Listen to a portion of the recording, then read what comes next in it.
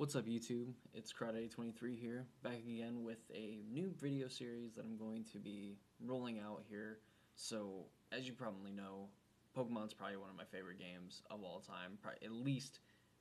my favorite series of all time. And recently, I guess recently being around April, May-ish, I've actually been playing a lot of VGC, which I'm going to kind of give a general overview of just about everything VGC and really how to get started and using different tools and things like that just to get better and to become a better player. Of course, some of the best ways to get better is by getting experience, and this sort of stuff kind of just jumpstarts your way through a lot of the beginner stuff, and I think could probably put you somewhere at the beginning of like the intermediate to like going on to being a lot better than just an intermediate player and things like that. So, Pokemon Video Game Championships, or Pokemon VGC as it's normally referred to, a lot of the tournaments and stuff that get played, not so much more now, but a lot of the regionals, nationals, and world championships and things like that is the doubles format, which basically means that you bring 6 Pokemon and you pick 4 of them. Double battles, for anyone that is not familiar with double battles, essentially it's a one player versus another player, but instead of one Pokemon, there's 2 Pokemon on each side, and moves working a lot different. Certain moves like Rock Slide, Earthquake, and things like that hit essentially multiple Pokemon. They don't hit just one. So some moves you're not forced to pick a single target, which there are other moves in VGC and Pokemon battles in general that can sort of kind of change how single target moves work and who they target and things like that, which is something that we'll get into in another video. But for now, knowing that if you are getting into VGC, the one that you really mainly want to practice for, that a lot of the tournaments are run remotely nowadays and that are run at the regional, national, and world level, is the doubles format. Um, Generally, it's best of 3. I do have like this sort of kind of note at the bottom here that rank play on Sword and Shield, which anybody can do. You can bring any Pokemon that are in the allowed Pokedex and things like that. The main thing to know here is that the format is best of 1 and it's not best of 3, which best of 1 and best of 3 I think are night and day as far as like what the formats could look like. Maybe not so much more with like other games than it is Pokemon, but really best of 1 is very much sort of kind of like luck based format that generally isn't liked, I think, by the majority of people, but nonetheless that is the format that we have for Pokemon rank play on Sword and Shield. But there is a bonus to it. If you use rank play on Pokemon Sword and Shield, you do get the rewards at the end of the season, and I think kind of most importantly, you get a ranking, especially if you get to what's called Master Ball tier, which I'll go over like the tiers at the end of the video. But essentially, like you get a varying amount of rewards based on where you end, and then having an actual ranking number once you get to the highest tier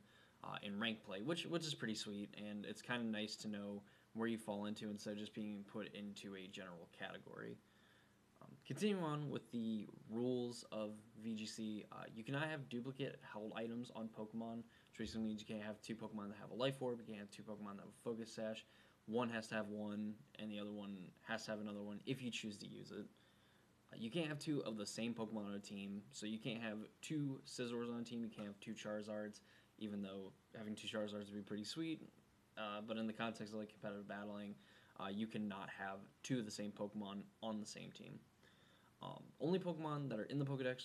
in the base game of Pokemon Sword and Shield, plus the DLCs, which means Isle of Armor and the Crown Tundra, and certain legendary Pokemon, which I will have a link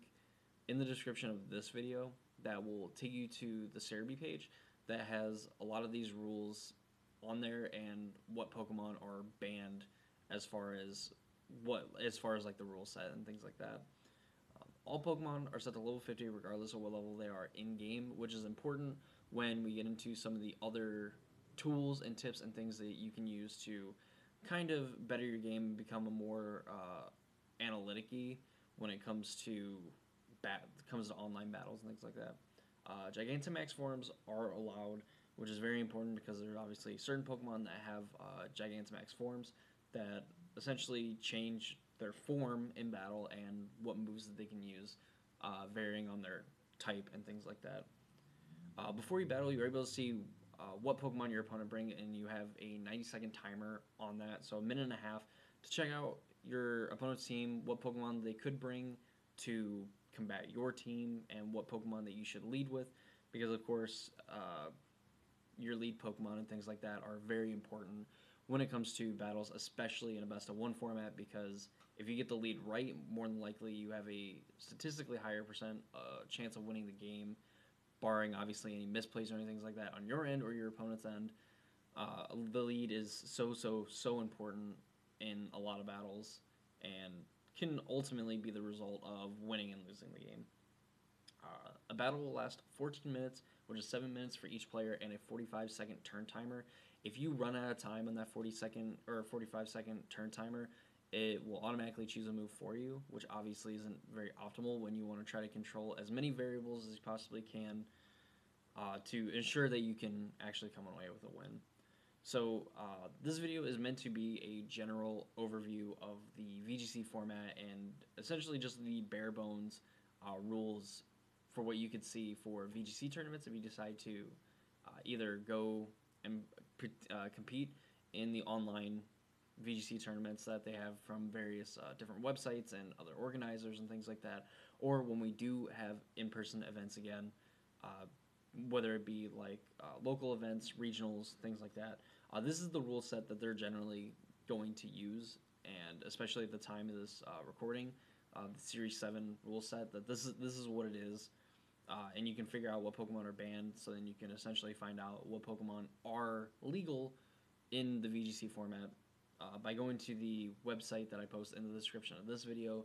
to essentially have like a hands-on guide. Also,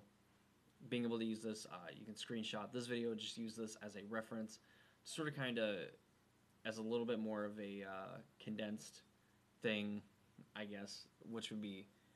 kind of nice for a lot of people because it's really hard, I think, finding these rules because I've done like plenty of searches before I got into it back in April, and it's not really very intuitive to say the least, at least from what I found. Maybe other people found it easier. But that's going to do it for this video. Just a real quick one going over the VGC rule set. In future videos, we're going to be going over different tools and things that you can use to build teams, do certain calculations, figure out what moves they maybe you should and shouldn't use certain Pokemon and things like that. Of course, going with breakdowns of some other teams and stuff like that as well. And maybe some tournament reports if there are people actually posting tournament reports for medium to bigger sized events. But anyway, that's going to do it for me in this video. I hope you guys enjoyed and that this was enough information to kind of get people interested in just the VGC in general. Pokemon battling is a lot of fun. It's my favorite part of a Pokemon game. And unfortunately, with no real like battle frontier style that we've had in like other generations, that being said, Gen 8 does make it really easy to actually get into VGC with all the different abilities or different ways that you can get hidden abilities on Pokemon, different items, things like that, and it's just a lot of fun in general. So that's going to do it for me in this video. I hope you guys enjoyed, and I hope to see you all in the next Pokemon and or Magic video. See ya.